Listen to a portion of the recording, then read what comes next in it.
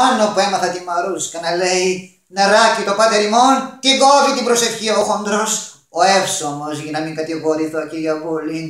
Μετά είδες, Νινέτα μου, άλλα τα χείλη των ευσεβών. Και δώσε νεοσό της Λουκά και τόσων άλλων μουστακαλίδων γυναικών. Ανάμεσά τους και το τσόκαρο, η Φλωράνς.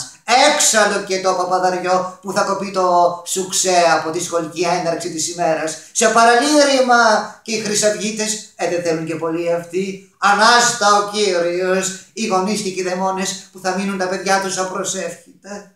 Αυτός ο Κιλαράς, ο παχουλούτσικος υπουργός, ήθελα να πω, έκρινε εξιδίων τα λότρια. Από παιδί ήθελε να ανταλλάξει την πρωινή προσευχή με μια ζεστή πρωινή τυρόπιτα από το κηλικείο. Και να τώρα που το εφαρμόζει ο Φαγάνας, ο Μερακλής. Βέβαια θα μου πεις και τόσες δεκαετίες με προσευχές σε σχολικά προάβλια δεν είδαμε και καμία βελτίωση στο εκπαιδευτικό μας σύστημα. Τι να σου κάνει ένα ξέρω πατεριμόν, αυτή η χώρα θέλει από εξορκισμό και πάνω. Και όχι από κανένα παπαρδέλη της σειράς, αλλά τον Πατριάρχη τον ίδιο. Μη σου πω και τον Πάπα. Αλήθεια, τι κάνει αυτός, το α κεφαλαίο. Εσκοντούφλησε πάλι, να δεις που έχει μάτι. Όπως και ο...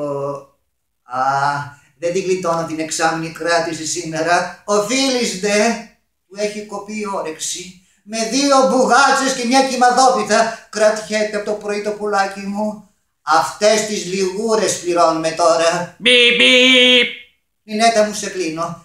Μου κορνάρει ο Μένιος με το σχολικό. Θα πάω στο σχολείο της Μαρούσκας να τσεκάρω αν θα πάρουν τα κανονικά βιβλία ή τίποτα τσελεμεντέδες. Χριστέ μου την δεκαντάνς!